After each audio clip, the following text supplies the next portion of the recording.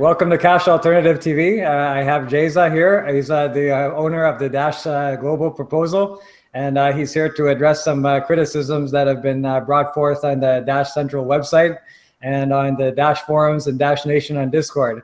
So welcome to the show, JZA. Thank you, Tal. Thank you for having me in your Cash Alternative show and the platform. Appreciate it.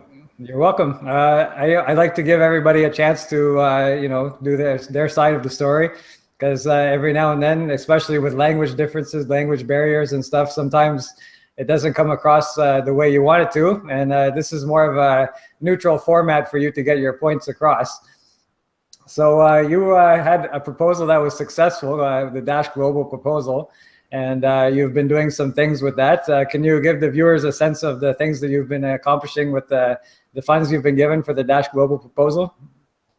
Yeah, so a little bit of the backstory of Dash Global and how it started. We started basically with the Dash Spanish website, which it had the goal in mind of trying to produce as much content in Spanish related with Dash, so communities can be able to quickly and timely grasp what is changing around the Dash ecosystem, because we are crypto people. Me and the group that is also known as Bitcoiners in Cancun. We're tapping with different cryptocurrencies, and usually the main channels talk. We notice that the main channels that people follow for crypto news usually focus their attention on Bitcoin and Ethereum. So there were many news about Dash, and they were like, well, nobody knows about it. It's not in Spanish. It's hard for people to understand because, well, there is not enough information out there. So this sprung basically the initiative of saying, well, we should form a team and start producing as much content related with Dash as we can from the get-go. Now, having our background being in Cancun, being a land of expats and people that come from all over the world, we notice or we realize that we have also leverage on different languages. So people come with backgrounds from Korean languages, or from Korean citizens, or Italian expats, or people that come from Brazil. So having those backgrounds, basically, we saw the opportunity of saying, well, maybe we can expand this and not just target the Spanish language, but actually go beyond and go to pick up a few languages, and then we can have a bigger platform of dissipating news related with Dash in native languages. That's basically what generate Dash Global. Dash Global then become like a global collection of different websites. The reason that we did different websites as opposed to make all the languages come under one roof is because we didn't want to have second citizen or second players saying you come to Dash Global and it will be in English or it will be in Spanish, and then you have to click through your way to whatever language that is your native one. So we wanted to have their own identity, their own theme or style, and also their team.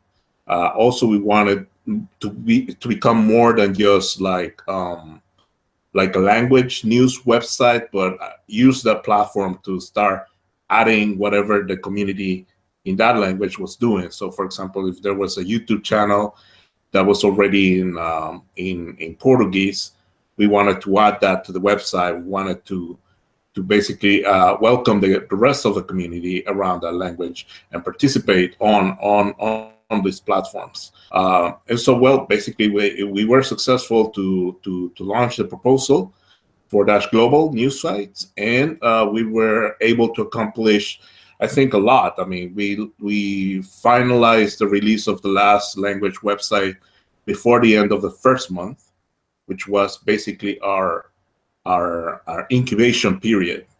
And even though there were some things like, well, the website, even though it's running, is still not ready in the sense of there were some hiccups on styling or theming. They were basically already producing content, which was the goal that we were trying to achieve. And also the teams were already starting to deliver a lot of news, a high volume news on those websites. So, well, I mean, that's basically our first goal. We finalized our incubation period. Then we launch a second proposal for the extended time for 3 months news sites that will allow us to well mature and, like I said, start deploying our plan on engagement with the community and such, which basically came to an end this month. After that, this is when we find out about what it seems to become like something new that it wasn't there before, which was the investigations. Then we heard that they were doing a new investigation on us. So basically what we say is like, well, it's a little bit odd that they're doing an investigation on us, because as opposed to other proposals that might be like they haven't launched a product, like the Charlie Shrimp cart, for example, or that they were delayed and they haven't updated their proposals. We have been very diligent trying to put on the forums our updates, our changes. We actually have to hire new people, and also we have to release some of our team, and that it was documented on the forums on the pre-proposal, which is usually what where we put our updates.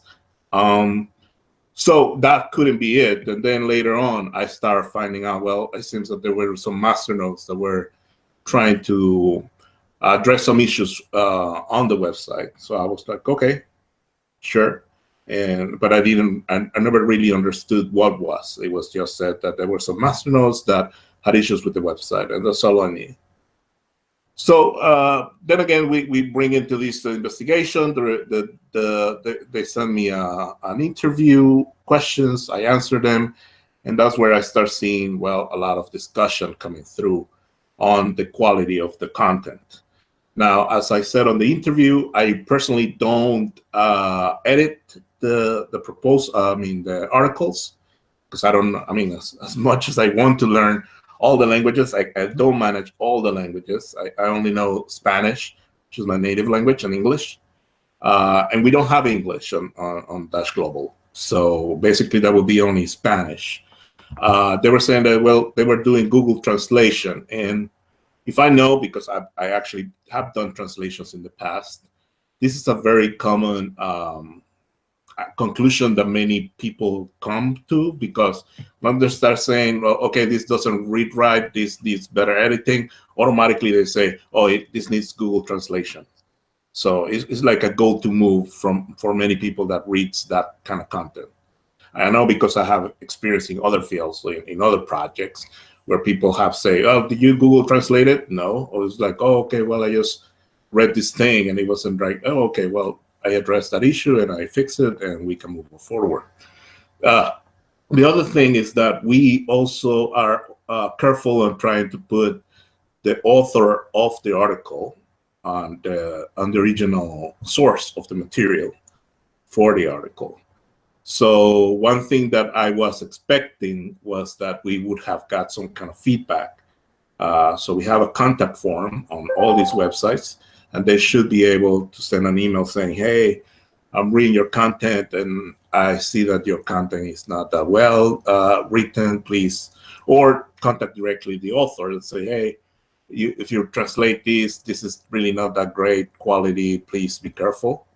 The way that Dash Global handles it is that we have a team lead, which the team lead is the one that's recruit and review the translation mechanisms or the edit of the articles before they launch, and that's usually the way we work.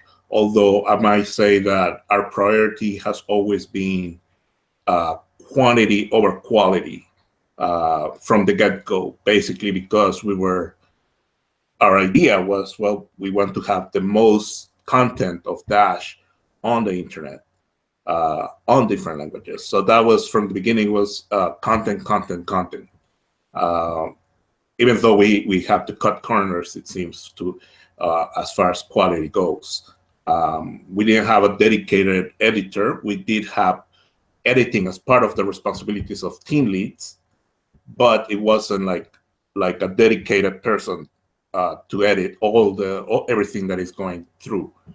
We also have some teams where, for example, even though their native language is, in this case, Italian, he hasn't really written that much in Italian because he'd been living in Mexico for several years. So the way that it was handled was basically they were on the same, like they will write an article, send it to the other team member, and then the other team member, when he creates an article, he will send it to him. So between each other, each checks out the work of the other guy. So that was a different information of how editing was coming through.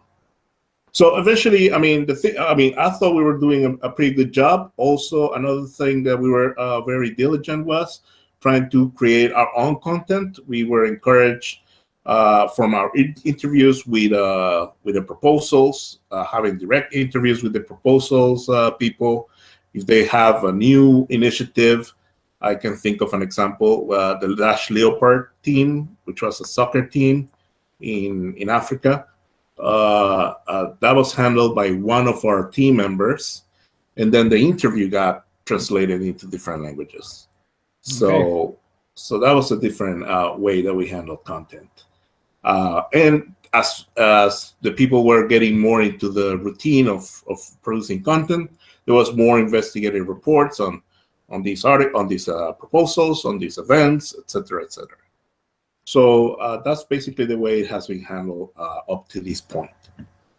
Okay, well, I just want to add a comment that I think that what you're doing is very important, because right now, like, obviously, English is the native language of Dash, is the native language of the founder, and the majority of the things online are in English. And I think that we need, if we want to have a global presence, expand Dash Nation across the globe, then we're going to need have multiple different languages. But I just have like a general question for you off the top. I want you to have a neutral environment here to tell your side. How many languages do you currently serve, and how many people are in the employment of Dash Global? Yeah, right now we have about 21 guys, male and female. We have 5 different languages, which goes Korean, Italian, Portuguese, French, and I think Spanish, of course. And that's basically our new proposal was trying to grab 3 new languages, which was Japanese, Russian, and German. Okay.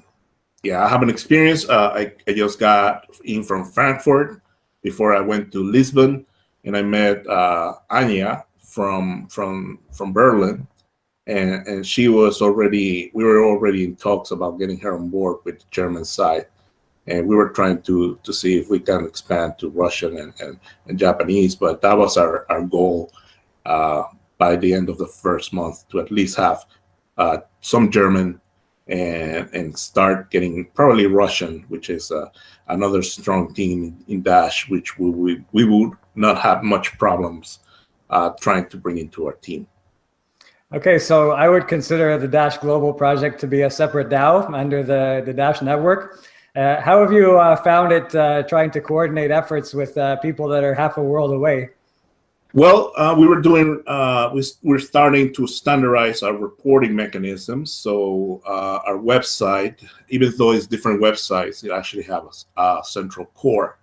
So I can access the different articles that have been written by whoever has been written on the certain period.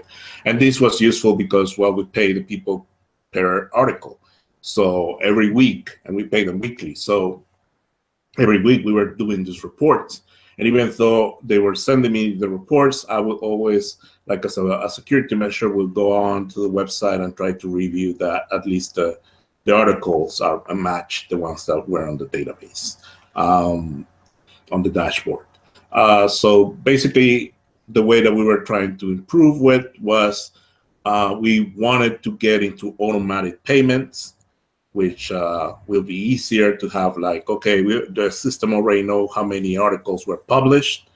The bot will basically have a budget, and from that budget, it will make this, the automatic transactions to each of the accounts of the riders. We're still on we still haven't deployed that engine, but that was one of the plans that we were trying to get there, and that will automate. That automation will also take a lot of the load from doing this weekly management of the projects. Now, as far as I might say that there's another proposal that we got ongoing was the Dash Global meetings, which also was a key role into the news sites, because one of the things when we approach people, they say, well, I want to do something with Dash, but I'm not an expert in Dash. So if I build this group and start doing these meetups, what are we going to talk about? And that's where the Dash news sites will come into usefulness, because they will say, well, get the team or get the invitees to subscribe to our channel, subscribe to our news sites, and try to comment on news sites from the week. And as it go by, a lot of people will start to become more experts in the subject of Dash, because they will know now each week they will have a large amount of news that they can go through the week. Okay, so the results of a project like this that are just starting up are probably hard to, kind of hard to define. So given this opportunity right now, like, how would you define how the results are going along at this point for the Dash network with the funds that they've given you?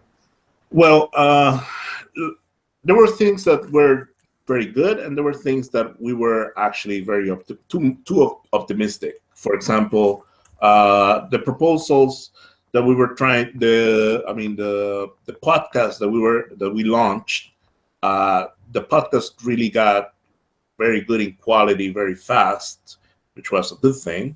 We were actually delivering on the same day consistently, which wasn't the case at the beginning of the launch of the podcast. So the structure was also growing. So the show in itself start having some new things, not just really news from a script, but also starting to get some interviews, start getting some special sections of the program where they will talk exclusively about the new proposals that was going on the Dash Central. So the show was getting very well structured, and even though we had a lot of people that were very happy with the show, they definitely said, well, it's very well produced, it's very well structured. One thing that they wasn't that happy is that the news weren't flowing that well. So it seems a little bit like the news being read.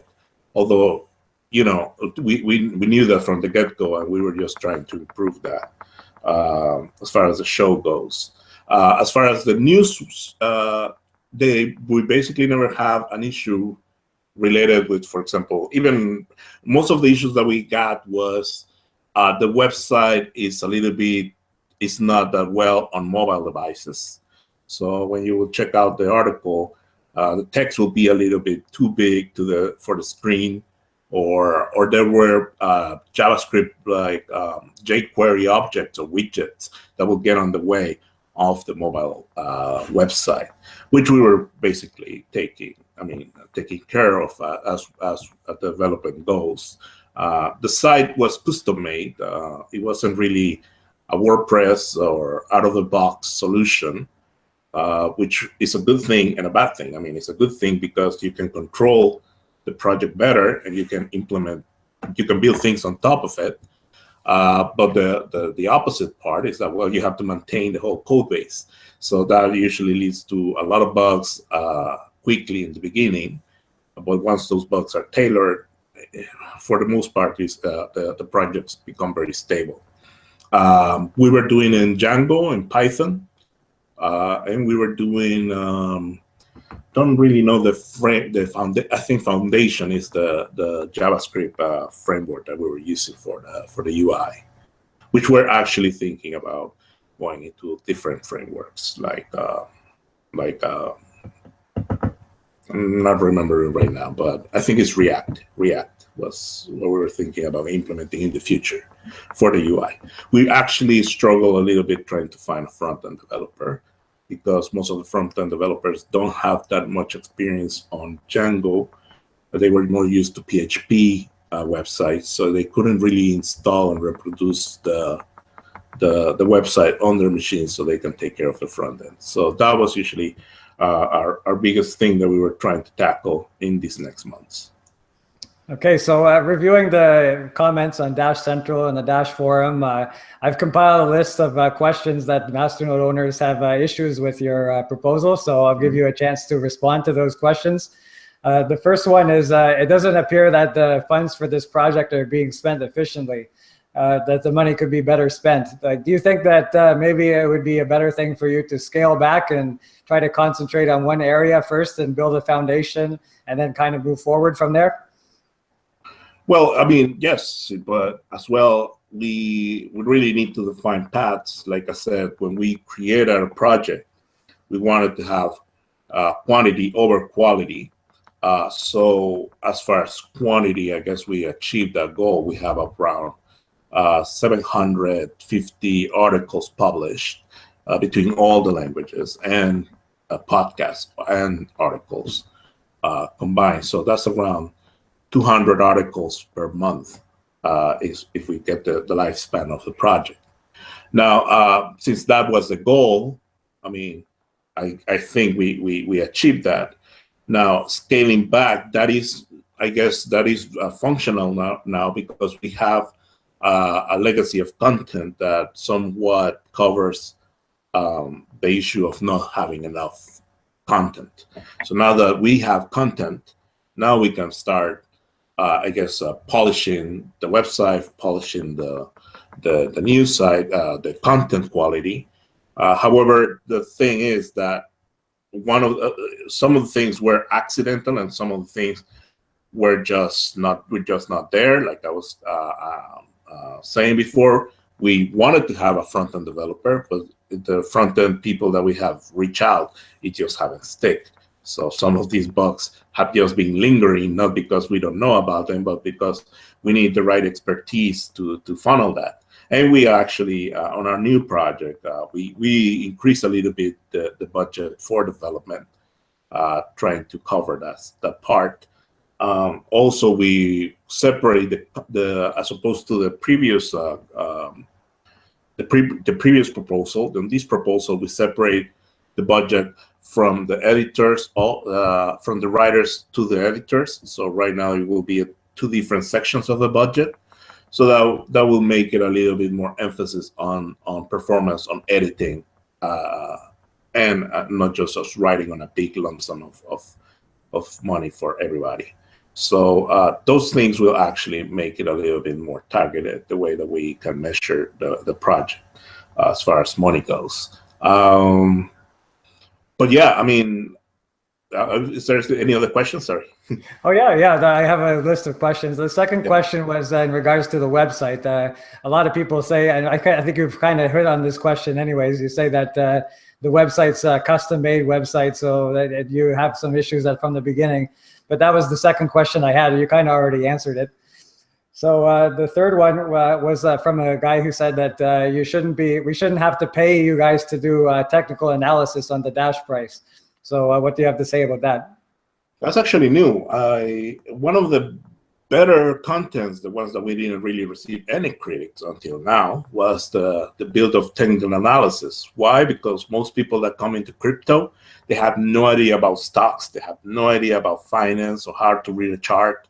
So as they were looking into the TA, they were starting, actually TA or the technical analysis, price analysis of Dash is done by Saul. And Saul, what he does is not only do the technical analysis, but once a week he will devote a video or a show to explain the tools of the graphs. So a lot of people come into Bittrex or Poloniex or want to do trading, and they have no idea what they're doing. They see a graph, they see tools, they have never used them before, and they have no idea what they're doing.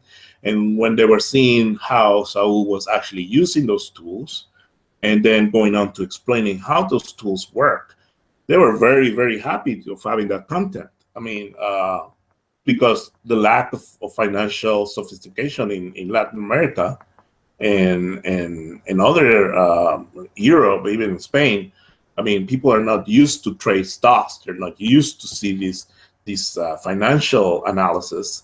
So they were very glad to see somebody actually go and explain these things in depth. Another thing is that there used to be another Dash website long ago, if you remember, and they used to do technical analysis weekly. I'm not really sure I remember the name of it, but I remember seeing a YouTube video about it too. Yeah, me neither. I'm not sure. Yeah, if you go to YouTube and see price analysis, you will find it. I'm sure the site is zombie now. It's not really maintained, but it's there. Yeah. Okay, well, that's something that wasn't considered. That maybe you have to cater to your audience, and the English we see TA all the time, right? But maybe in Latin America they don't see it as often. So yeah, that makes sense. Let's see what we got here. Yeah, some people say that the price is just too high in general, and that you're asking for too much money. So can you give us like an indication of where the funds are going that we're giving you? Like, right. Not exactly a break, but like a general idea of where they're going. Yeah. Well, most of our expenditure was done on writing, on the translations. It was around. We usually average every week around 10 Dash. Now the thing here to remember is that these last 3 months has been the price of Dash right now is great, but 3 months ago it wasn't that great. I mean, it was basically because of the airdrops. So a lot of people in the market were not the altcoin price was really not moving, and everything was being concentrated on Bitcoin because they were looking for the fork and the airdrop from these forks. So that made that the price even went down.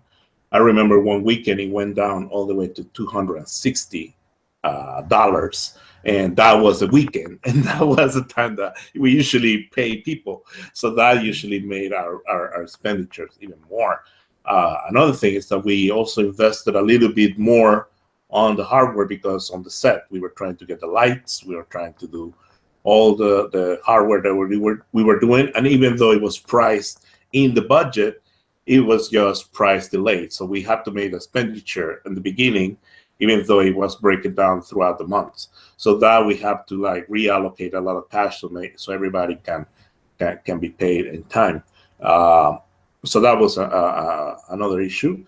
And the biggest one, though, it was a big oversight, was that we counted just basically very flatly in the beginning in the previous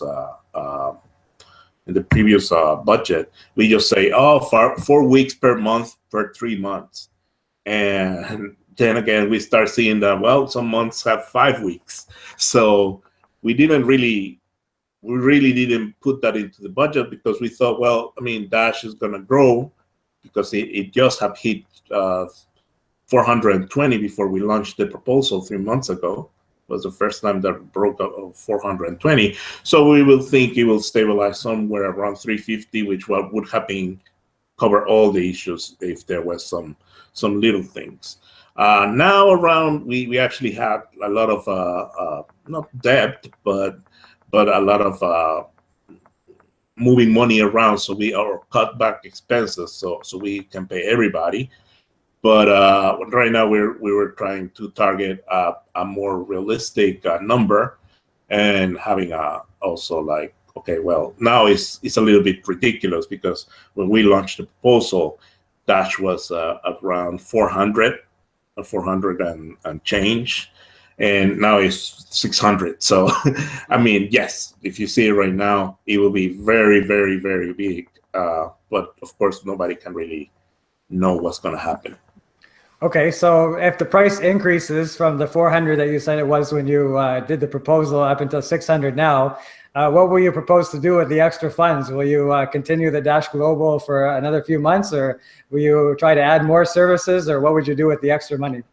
Yes, well, there's always new things that we can do. We actually wanted to start rolling or start seeing what we can do on the podcasting, because all our podcasts right now is going to Spanish because, well, we're in Mexico. A lot of people are in Mexico, and that's where we live at. So, but we were trying to see, well, if any of the members that speak other languages, especially Portuguese, for example, they were interested into using the set for doing a Brazilian-focused podcast, or participate into the podcast. For example, Rodrigo Digital from Brazil, he has a podcast. So it would be great to have Aki, which is our team lead in Mexico, speaks fluent Portuguese. He could participate into that, into his show, using the set as his home, let's say that like that. And also we were also trying to see if we can also do other things regarding the meetups. Of course, we need to follow what the meetups will become, because right now we have the vision that the meetups will become not DAOs in itself, but let's say groups with boots on the ground that can organize and do different kind of things. And then we were trying to work together. One thing, for example, that we've been talking to is in Carlo Milo in Haiti, is the need for fiat and Dash gateways. So even though we don't have the actual muscle to go into a country and do a deal with a bank, we can have these agents that could somehow come with a strategy that will give them collateral and liquidity, so they can take clients and they can take volume within their country. Okay, so yeah, you seem to have addressed all the issues. I'm not sure if it will satisfy the Masternode owners or not, but like I say, I'm giving you your chance to tell your side of the story. And if you have anything else you'd like to say to the Masternode owners, maybe a message for them, and now is your time to do so. Yeah, I think these interventions are a good idea. These investigations are a good idea, but I think it should be handled a little bit with more care, because if you do that within the time that you're trying to put a proposal to get budget, it will have FUD. It will have fear, uncertainty, and doubt, and that will harm the new budget.